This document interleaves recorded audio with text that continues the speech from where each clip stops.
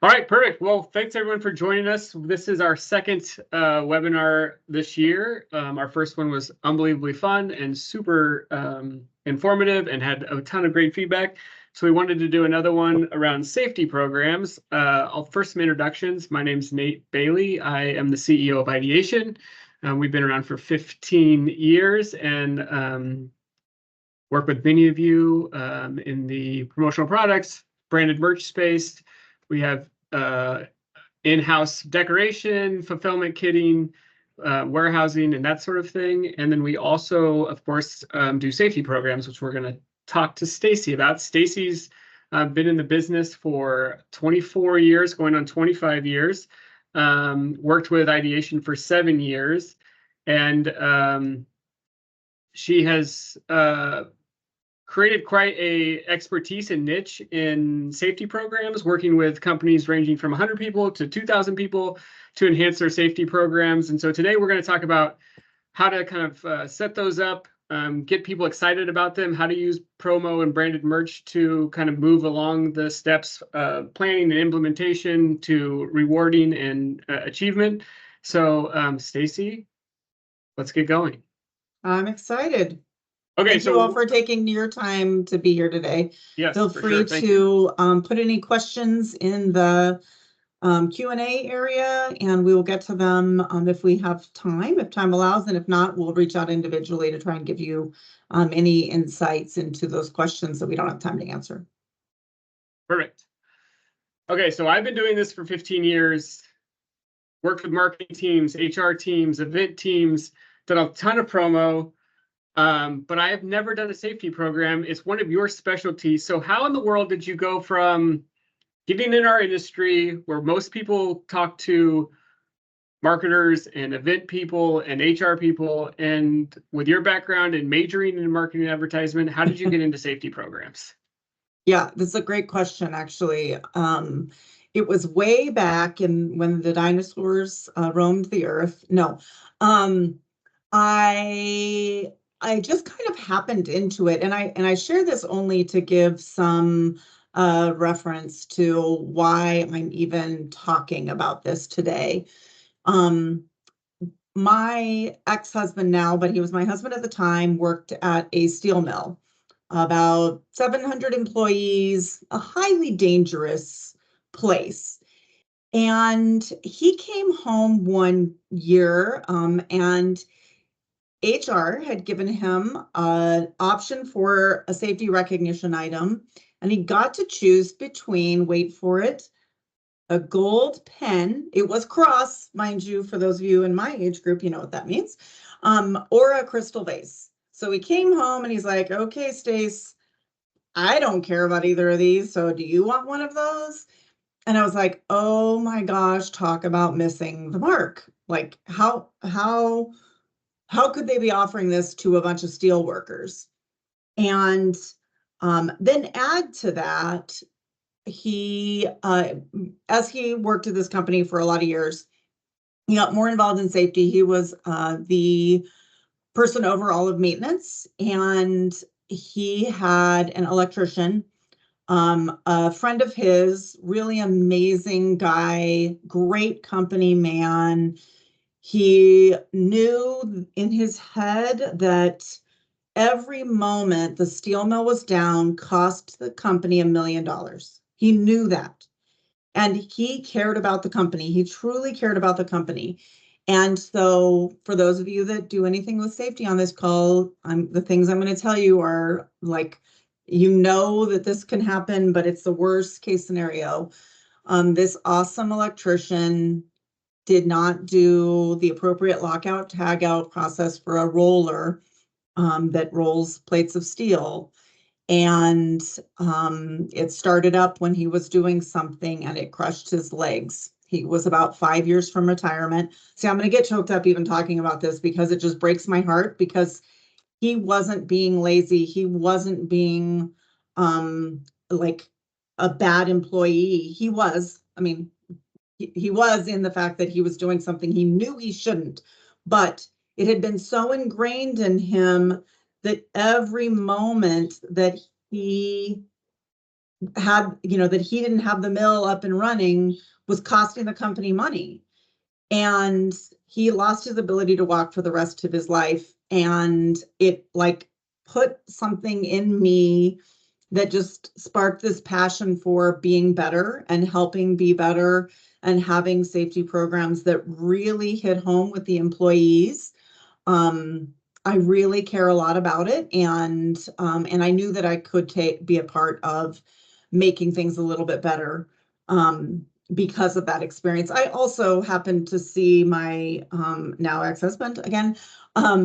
He'd get like all these safety recognition items in, Yeah. and there'd be piles of boxes, and he'd talk about how it took him and one of his other people on the maintenance crew the entire day to sort it out by shift and who did what. And I was like, okay, there is an opportunity to make this less painful, to not have this person spending all of this time doing something that we can solve for them. So kind of like it is about branding. So, my experience with advertising and marketing come to play here. Mostly that I'm thinking about what the marketing team is going to want us to do for a logo. But also just the messaging. I care a lot about that and making sure it's consistent and bringing that to the table, as well as helping our clients look like rock stars. So that's where it came from. It's kind of a weird way. I do have a lot of family and friends in the trades, which tends to be an area where there's, life is at risk here. So that's where it came from. I have lots of experiences with kind of missed marks, but also great programs that I've worked with or heard employees talk about to me. That makes me feel better as someone who in 15 years didn't do safety programs. I don't have the historical connection to it. So it's awesome that you saw the opportunity through that and were able to figure out, like, I can help these people make this better, hopefully make things safer, save lives, at least save limbs, and all that kind of stuff. So that's awesome. So with that being said, for the purposes of this webinar, what are some key components of a safety program for those that are just like, we don't have anything, I have no idea even what this is, but this seems like it fits. Can you tell us what the components of a safety program look like? Yeah, I mean, this is just a 1-hour seminar, so we can't go too deep into it, but some key things I think are really important to keep in mind is it's not just about recognition, it's also about creating awareness. This gentleman that, lost his ability to walk, I mean, that is about awareness about the importance of it. And oftentimes, I mean, I remember hearing the CEO of this company constantly like, we can't be down for more than this much time. And so finding that balance about raising awareness that truly the company actually does want employees to be safe.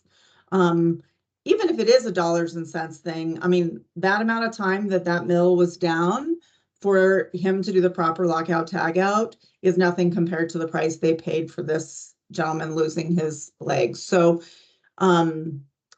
creating awareness around what hazards are, why safety is important. Obviously the recognition component, which we're going to talk a little bit more about that, recognition versus incentives, and then communication. Oh my gosh, I see it so often in different companies that communication that we're involved with, but also just how it can be important. So we're going to talk a little bit about that as well.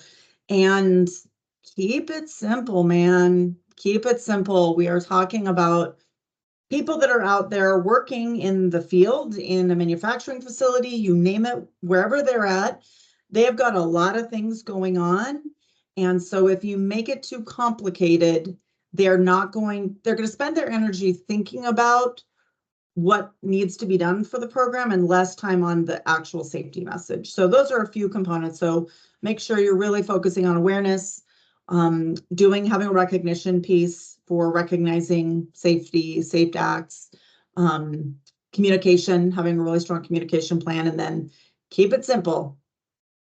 I think that the awareness piece is interesting, especially from a marketing perspective on the corporate dollars and cents of it, whether that's, the cost of being down, the cost of insurance, like all those kind of things.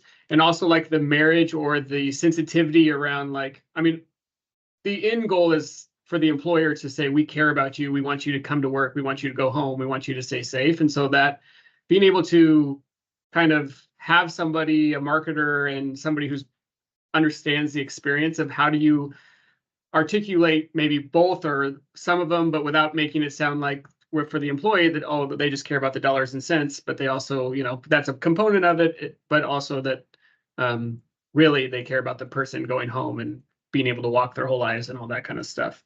Which is Okay. also dollar and cents, right? Because For sure. if they get hurt, it costs the company money. So in the end, you can have, I believe you can have both. You can create a safe work environment that is thinking about the employee going home, but also about the company making money and being profitable. For sure. Okay, so you mentioned safety incentives and safety recognition.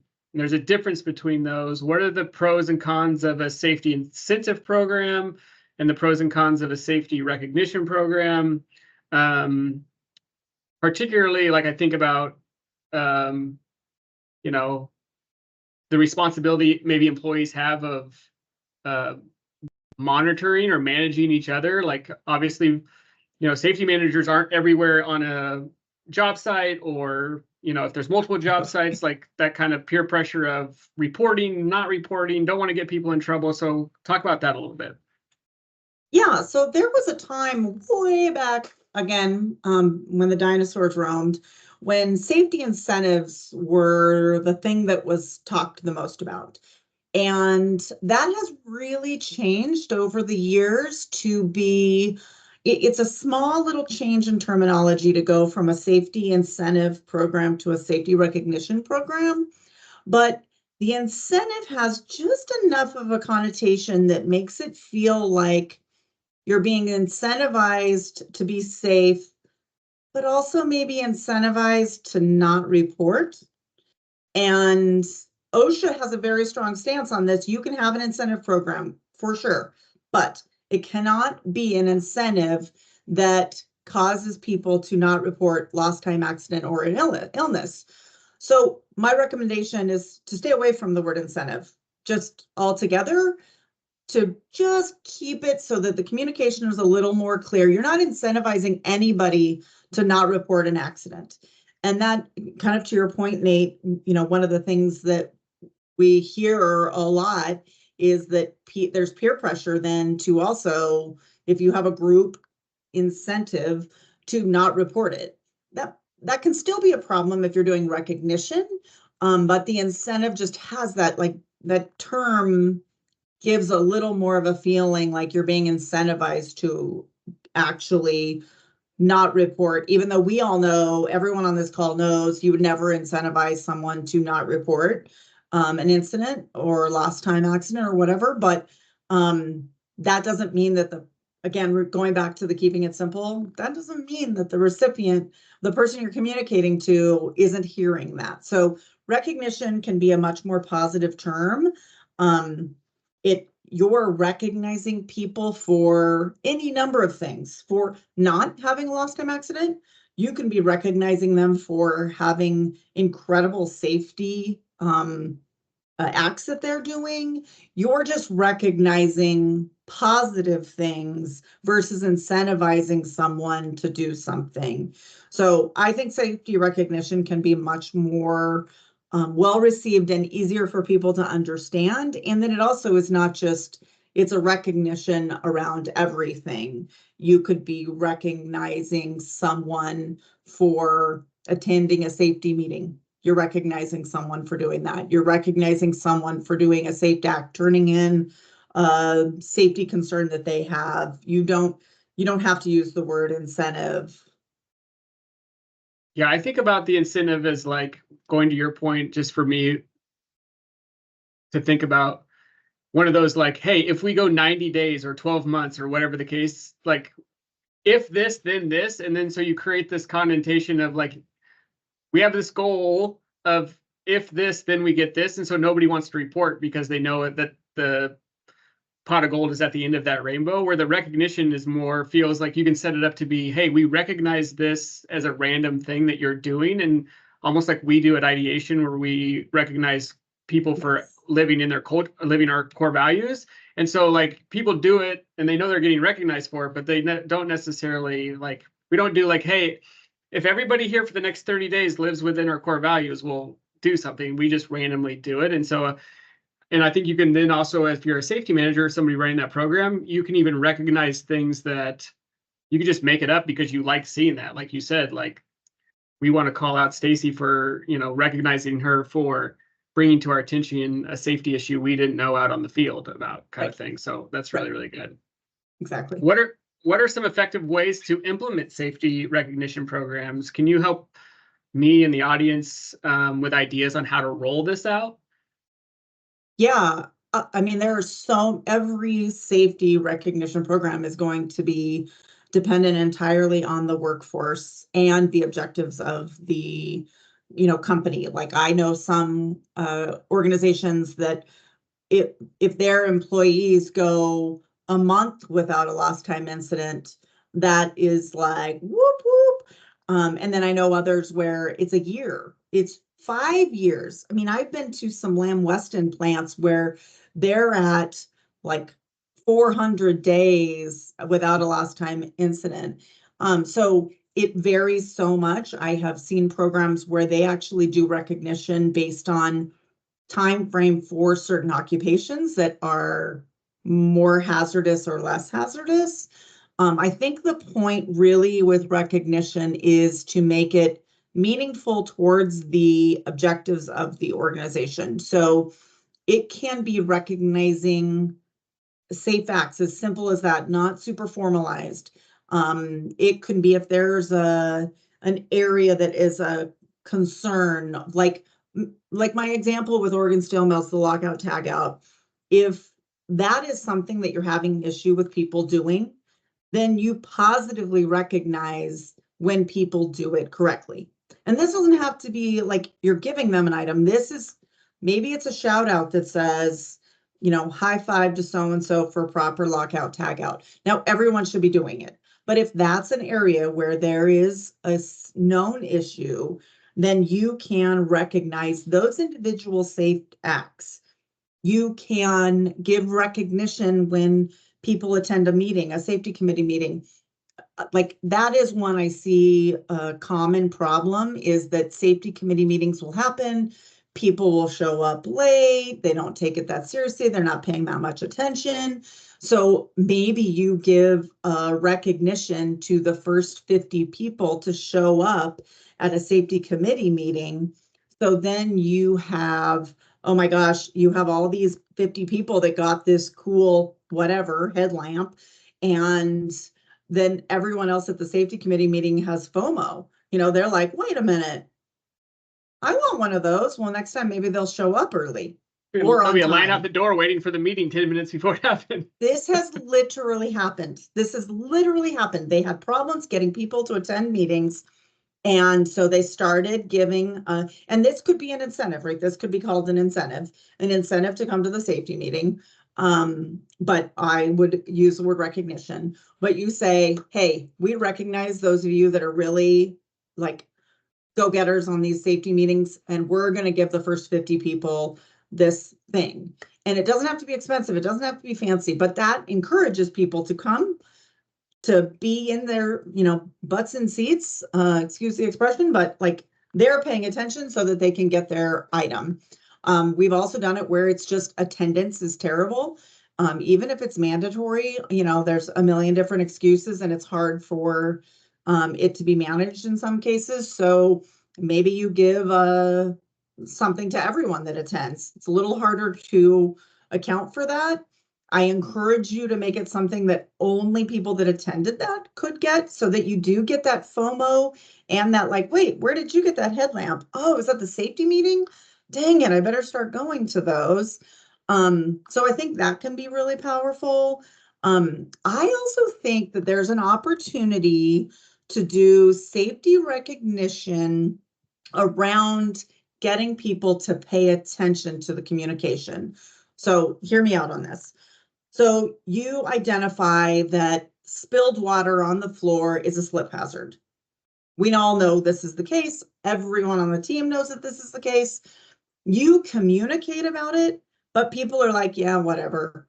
Well, you give some incentive for people doing a task and listening to the communication. So you randomly throw something in there that says, anytime someone cleans up a water spill, now you have to be careful because you don't want people spilling water. You don't want it to be too much of an incentive or a recognition piece that people will spill water so that they can clean it up so that they can get this prize. So we're going to talk about that too, but you want it to be low enough that they're not going to do something wrong for it, which is a whole bigger problem. But give them incentives or recognition for paying attention to the communication that you're giving around safety concerns.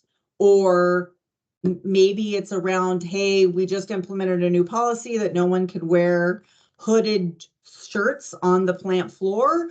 And so then you do some recognition around that to try and encourage people to self-regulate even, and have fewer to help, like, so then people are paying attention to this new policy. So that's the other problem is you can get people to come to a safety meeting, but they also have to be off their phone. They have to not be talking to their neighbor. They have to actually be listening to what you're saying.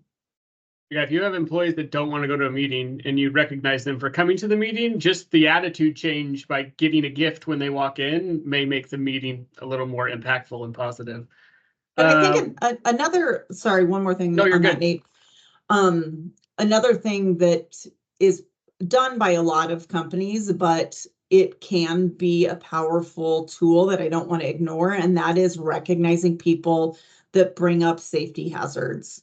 And even better if they fix it. So, if you notice that this area has a problem for tripping, and so you take the initiative, you as an employee, this employee takes the initiative to fix it and point it out that this was a problem, then you're recognizing that because they are basically safety champions out there identifying hazards and then in a perfect world doing something about it so that that hazard doesn't exist. So you encourage them to report that and they get recognition for that positive behavior. It reminds me, like, I'm sure you've all had this where your friend buys a white Volkswagen Bug and so then you notice them all over the place. By creating that kind of culture around being aware of safety hazards and doing something about that, people will notice them more. They will notice those safety hazards even more because they have a heightened sense of awareness around it. And, a little recognition doesn't hurt. Awesome. So impromptu, I think I'm going to throw in, if you want to use the chat, we'll do some listener participation. This next question I'm going to ask about milestone achievements and scorecards. I'm sure everybody that's on this call has scorecards. They have some way that they manage and monitor success for their safety that they're currently doing. So Stacy's going to talk about some of these ideas, but this is totally an audible that I'm just making up. If there's something that you do as an organization and want to throw it in the chat, it might be cool to kind of share that, maybe ideas that we don't know, but also kind of use each other to make your workplace better. So what are some milestones, achievements, scorecarding that a manager or someone in charge of a safety program can set to celebrate? Yeah, good question. There are some obvious ones I've already talked about, but are worth mentioning. Safety recognition milestone of having a certain amount of time safe. The easiest one is to just say the whole company is safe within the X amount of time gets recognized. Easiest for record keeping, easiest to manage, the number, pretty straightforward. You can also recognize individuals, a little harder to manage that. So you would recognize an individual, this is once they hit an X milestone of this many days safe. And again, every company is different. Every type of job can even be different, that they get recognized. I've seen some Lamb Weston plants, which we have some Lamb Weston people on here, but Lamb Weston, I've seen them do it where it's by shift. And so then they get this like very cool team camaraderie of helping them stay safe. And they have a little more control over the people that they're on the team with versus other shifts. And so you can do it based on shift milestones, days worked. I do love the individual because you don't have the, like, you're not as upset at there's not the peer pressure for someone else to not report, because that is just such a big concern of any governing body, as well as the company. Like, you don't want people to not report. So you individually, then it is not taking it away from everybody else. But also the downfall, sorry, of doing it individually is that there isn't that peer pressure of, hey, you're not supposed to be wearing a hoodie on the floor, and that they're going to help their fellow coworker be safe, because it does have that little bit of peer pressure. We'll talk about why you don't want to make the incentive too big for that, or the recognition too big for having those safety milestones. But if you're having a safety problem, your milestones might be very small to get the culture and the safety acts in place and more habitual. Okay, so now that we've figured out, or that we have ideas around what we're celebrating or what we're looking for, how do we go about celebrating it? What's a meaningful thing that is not your ex-husband's Oregon Steel example, that is gestures that aren't too much, that aren't too low, that are meaningful? Like, what, I mean, that's where you probably come in all of this, after learning so much of, okay, now this is how we recognize it. That's what we live in. That's the world that we live in at Ideation, is recognition and how to recognize. So can you give us some examples of how to recognize? Yeah, I think this is a lot where I come in, and part of that, I think, comes from my skill in what I'm doing with clients every day. I'm not the target audience, so it's easy for me to step outside and say, I'm not a doctor or a plant worker or an electrician. So I'm always having to kind of get into the mindset of what those employees see as valuable. And so I'm not thinking, oh, I love this tank top. I'm thinking, okay, this is we want a t-shirt that's going to have the company branding really nice and visible on it, so that when they're at the job site, all the other contractors know that that's who that is right there, what company that is. We want it to be durable because we don't want it to fall apart after they've worn it for a few months. We want it to not show the dirt, but we also don't want it to be hot. We want it to be visible. So maybe black isn't the right color. Like, I'm trying to think about, okay, this employee, what's going to make their life easier? What are they going to love? And also is going to get the messaging across from the company as well. So I love to really think about the employee, not leadership, not the office people. Like, what are the actual employees out in the field, out in the manufacturing floor? What matters to them? I also think it's really important to make things small enough that it's recognition, but not so big that people are inclined to do something that they shouldn't do in order to still get it. I know that can be, there's a lot of programs out there. I've seen many clients do computer, iPad, or car. I have a client, might even be on this call, that did a car one time as the grand prize for safety activities, which it was so cool. Lots of great PR around it. But the concern is always that it is too big of an incentive to get people to actually report when there is an accident. So finding that like sweet spot of, it's enticing enough that they really want it, but not so high value that they'll do just about anything for it. I also love public recognition.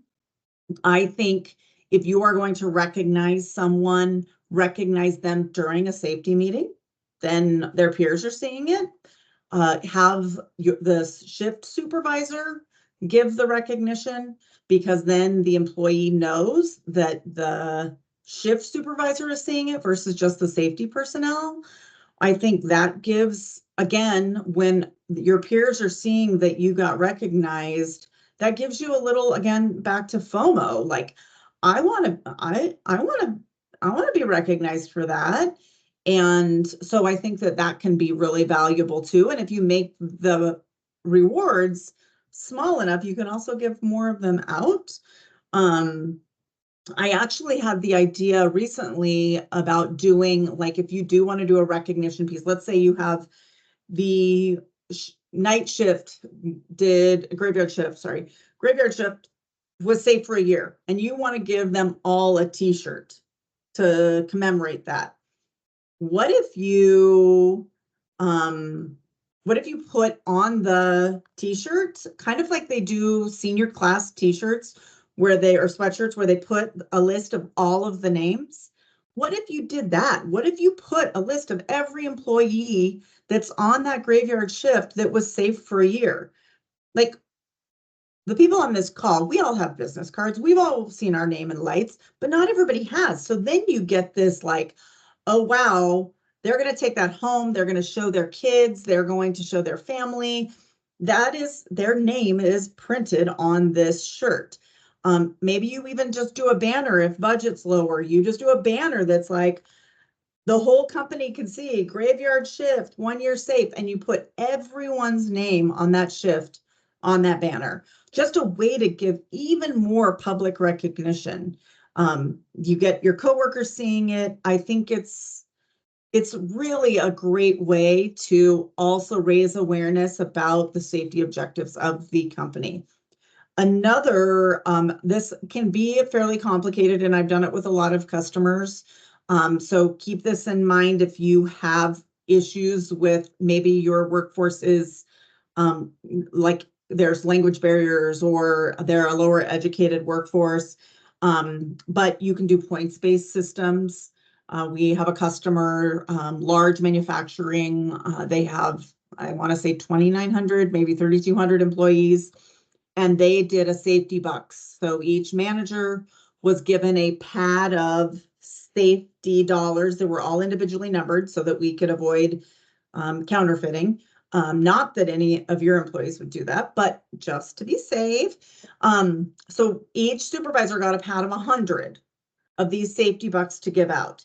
And then once a month, they would open the safety bucks store that had huge range of things that people could then use their safety bucks on. So it had everything from like super high-end sweatshirts down to lunch boxes and air fresheners and everything in between. It had a huge range, and the safety team would manage the swag store once a month, where people then would come in, and some would accumulate points over, they didn't have to spend them in the month.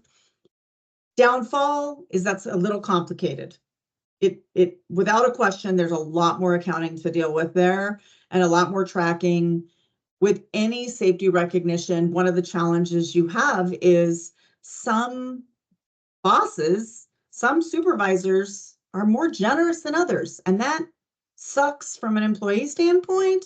But it is just a barrier you have to, like, that's why they doled out, like, each one of them had 100, and the goal was that they gave out all 100 so that there wasn't that like, oh, my boss never gives them out. Mm-hmm. Trying to not have those be an issue. But the beautiful part was they got to pick things they wanted. It wasn't like, and they had t-shirts and they had, everything under the sun, really. And people got to pick things that they really wanted.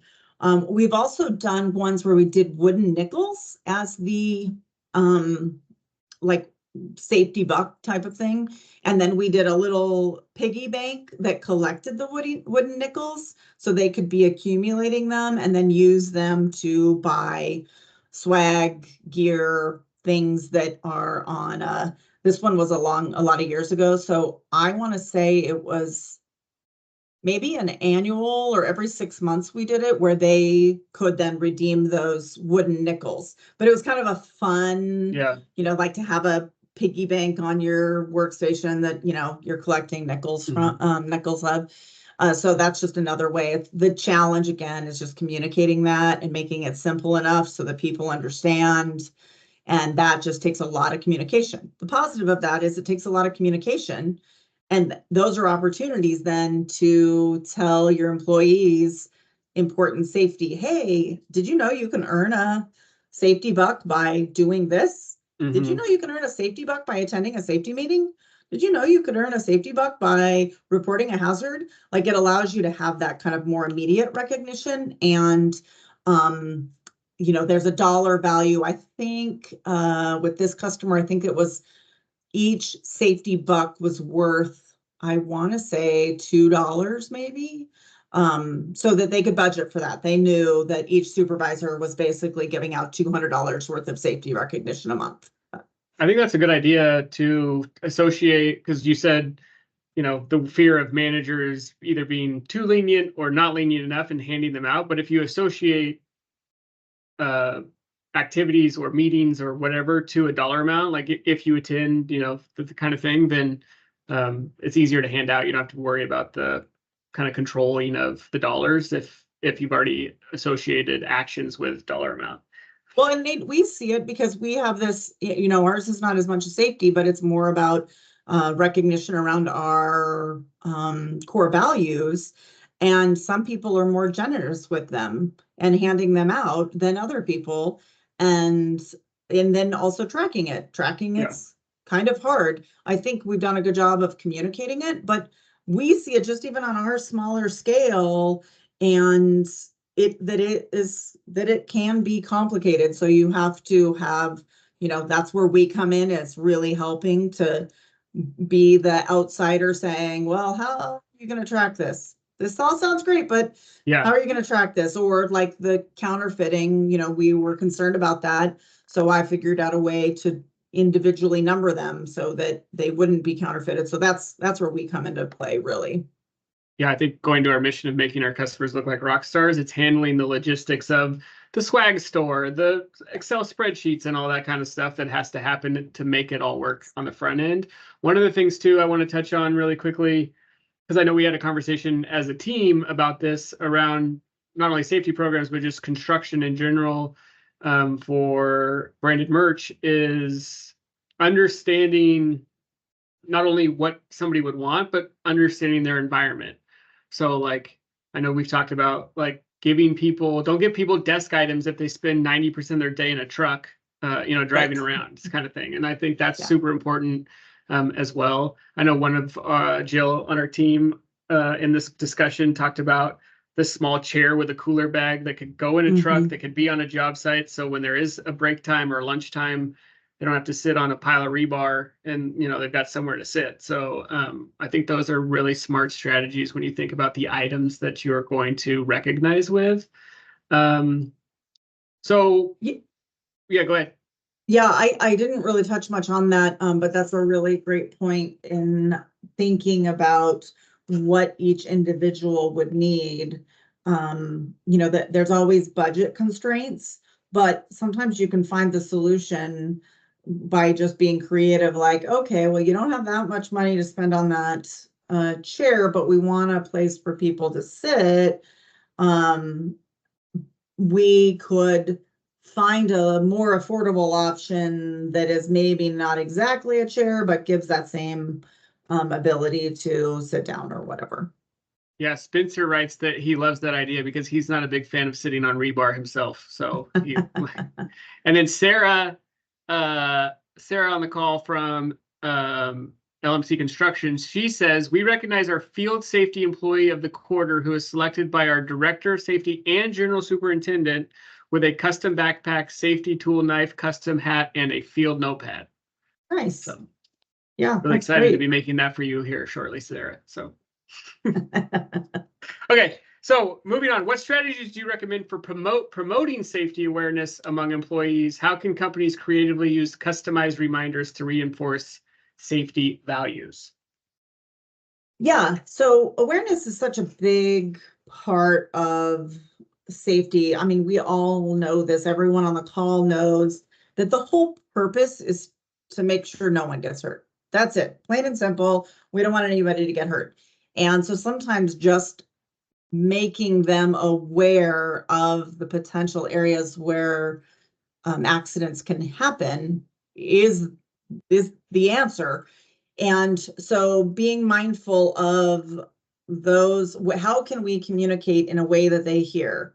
We know that there's tons of ways that you communicate to your employees, right? You all have probably newsletters or emails that go out, but you need to make it so they're hearing it. So sometimes we look at things that can be branded merch that helps to communicate that awareness. So, for example, we had a customer that has roughly 400 trucks on the road, lots, mostly in the field, construction, and that's where their people are at. And they needed to do a lot more awareness around driving safety because they're spending tons of time and money with broken down vehicles, calls about safe travel, you name it. So let's do some awareness in the vehicle where they're at to remind them about the importance of safe driving. We also did, again, for some safety awareness. These are all, like the things I'm talking about are $1. They're super inexpensive, but they are a way to communicate awareness around safety concerns or safety messaging that is more tangible than just seeing it in an email.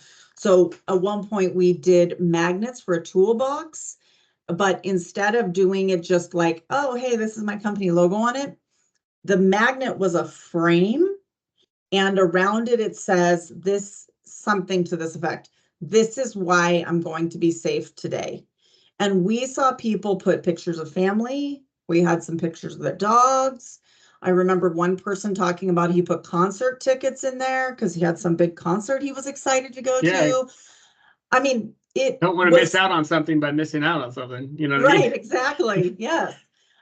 So it was a way to make it feel a little more personal. It's not you're going to be safe because you don't want to, hurt your arm, but you want to be safe because of these people, this thing, whatever it is. So sometimes that safety awareness can be in the smallest, most simple forms. We also love to do additional communication on things that you're already distributing. So let's say for some of you on the call here, you cannot wear hoods with strings, which I've talked about already. You cannot wear hoods with strings on the manufacturing floor. Instead of just giving out a crew neck sweatshirt without any messaging around that, put a hang tag on it. We can do that. We can print the hang tag, we can design the hang tag, we can put it on the sweatshirt and have the sweatshirt or have the hang tag talk about that messaging around why. Why can't they wear strings in their hoods? Why are you giving away a crew neck sweatshirt for this safety recognition instead of a hoodie? So you're reinforcing the awareness around that safety concern.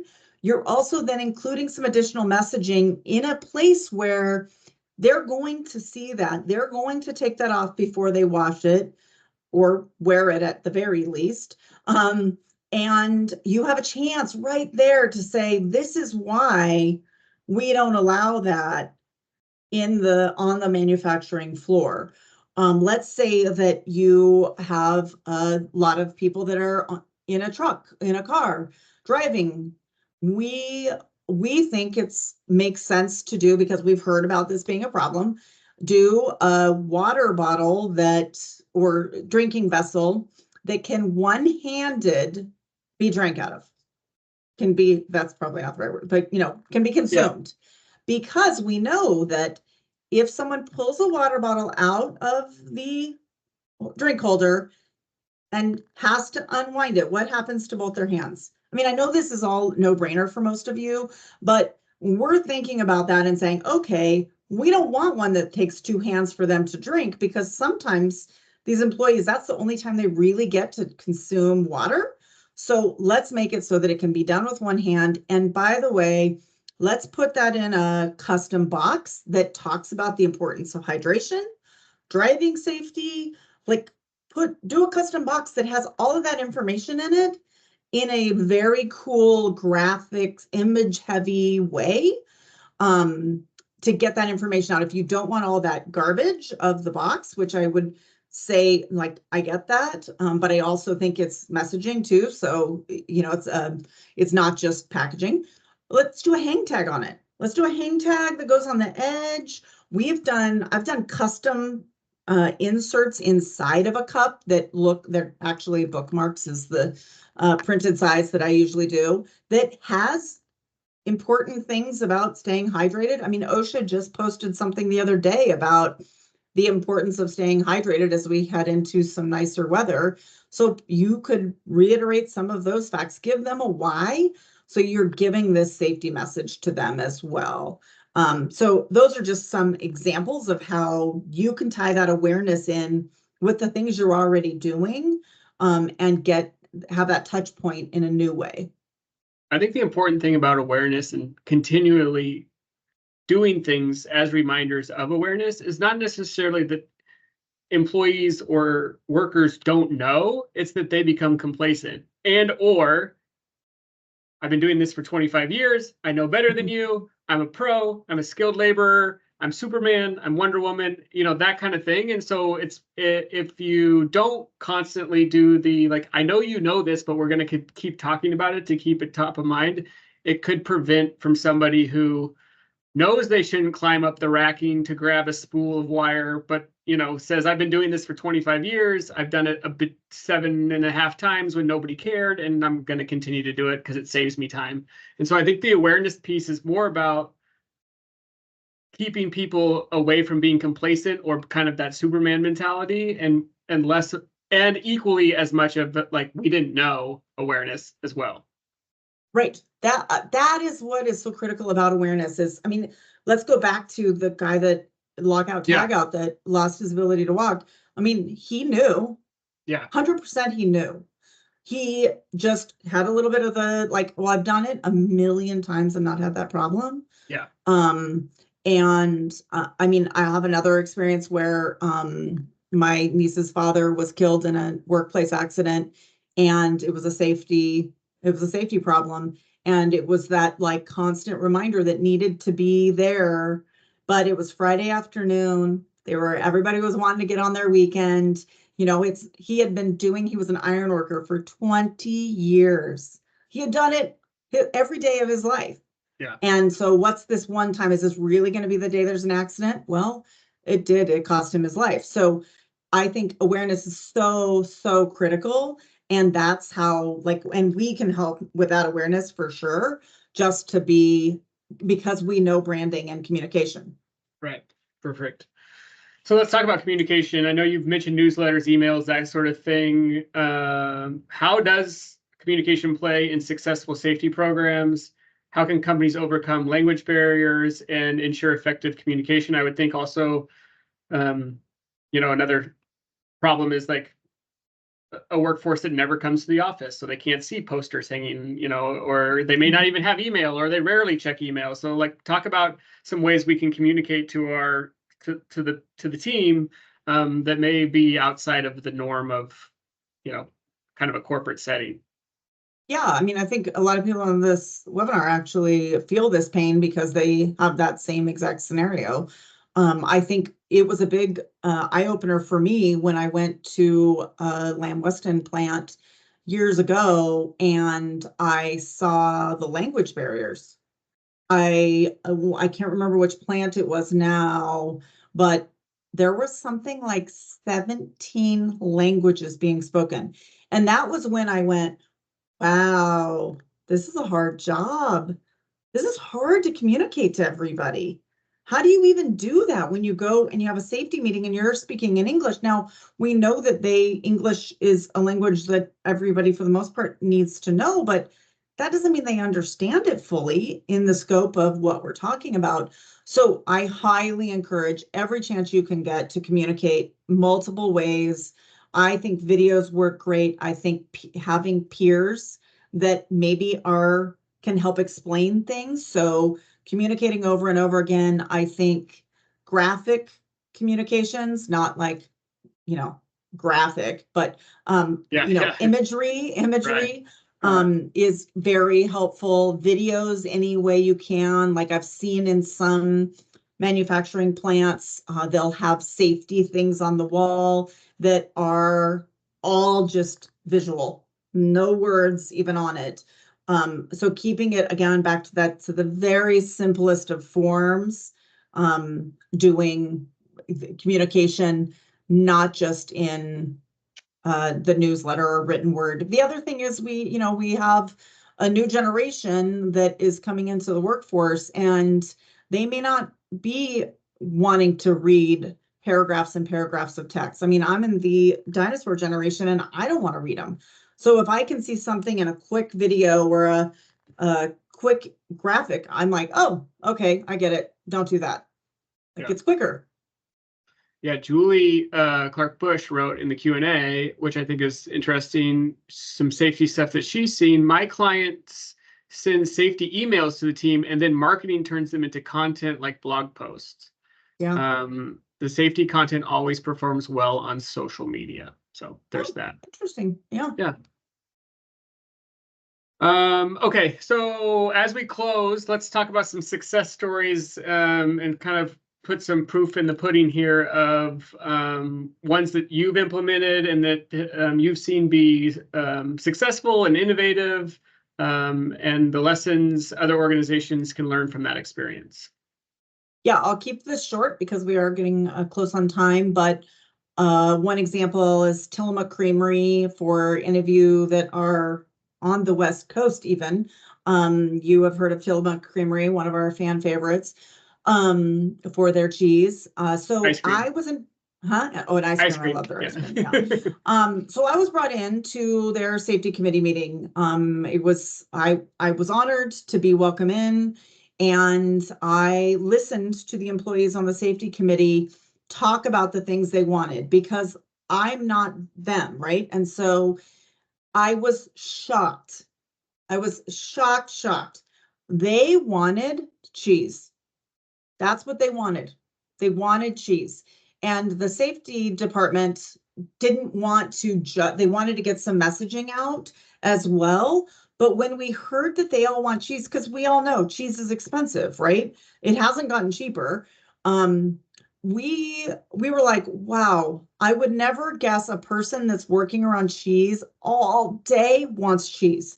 But we've figured out a way to tie that desire in with what with the messaging that they wanted to have.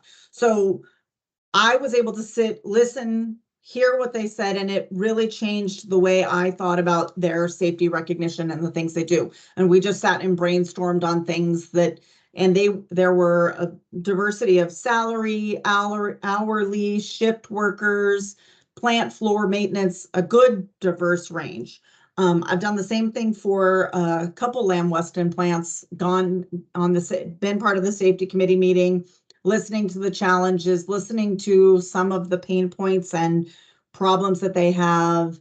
I actually helped distribute a 1-year safe jacket to all the employees at Lamb Weston at one particular plant. And it was so interesting to me to be at all the different shifts and to hear the things that they were all like over the top excited, thanking me, even though I didn't have anything to do with this great jacket, except making it. But how excited they were over a $50 jacket. And so then again, a good reminder, this is not about me. I have done safety fairs for a food manufacturer where I went in and and just talked to people and did a survey of what they'd like to see for recognition items. And then I provided that information to safety managers to be able to make choices based on employee needs. So there's lots of ways that we can help kind of guide and steer to make a program successful. Okay, so with that being said, and wrapping up, since we have 2 minutes left, we did a very high level, very quickly over lots of steps from implementation to awareness and talking about it and kind of what to give and how to give it. If someone on this call wants to have a kind of deeper conversation with us and our team, what's the next steps for them to engage us to roll out a safety program? Yeah, reach out to us. You can send it to sayhello at I'll put it in the chat. Yes, and we'll be sending out a follow-up email, but sayhello@weareideation.com. And we can partner you up with someone on the team, myself or whoever else that might want to be a part of this. I cannot reiterate enough that we are here to help you look like a rock star, whether that is eliminating that pain point of distribution, like I talked about with the steel mill, where they were having to figure out and hand out things. Like, we don't let our clients do that unless they're adamant they want to.